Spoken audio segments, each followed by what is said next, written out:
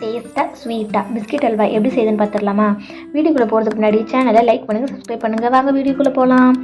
அதுக்கு பேனில் 1 ஸ்பூன் நெய் சேர்த்துக்கோங்க. நெய் நல்லா சூடான அப்புறமா அதில் முந்திரி, திராட்சை அதை வறுத்து எடுத்து ஒரு பக்கம் வச்சுக்கிடலாம். அந்த நெய் கூடவே பாக்கெட் பால் சேர்த்துக்கோங்க. தண்ணி இல்லாமல் சேர்த்துக்கோங்க. தண்ணி எதுவும் சேர்க்காம பால் சேர்த்துக்கலாம். நான் இன்றைக்கி 3 பாக்கெட் பால் எடுத்திருக்கேன். அதில் Good Day biscuit 5 rupees packet 4 சேர்த்துருக்குறேன். நீங்கள் வேறு எந்த பிஸ்கெட்னாலும் சேர்த்துக்கோங்க. எல்லாம் பாலை நல்லா பொதுமட்டும். இந்த மாதிரி நீங்கள் பிஸ்கெட் பொதுமன அப்புறமா உடச்சி விட்டுக்கோங்க. அப்போ தான் உங்களுக்கு அல்வா நல்லா கட்டிகள் இல்லாமல் கிடைக்கும்.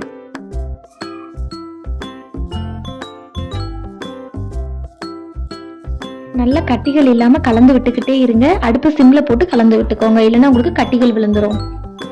நெய் சேர்த்து நல்லா கிளறி விட்டுக்கிட்டே இருங்க. இப்போ நம்ம தேவையான அளவு சுகர் ஆட் பண்ணிக்கலாம். நான் இன்னைக்கு 1/2 கப் சுகர் சேர்த்துருக்கேன். சுகர் மெல்ட் ஆகிற வரைக்கும் நல்லா கலந்து விட்டுக்கோங்க.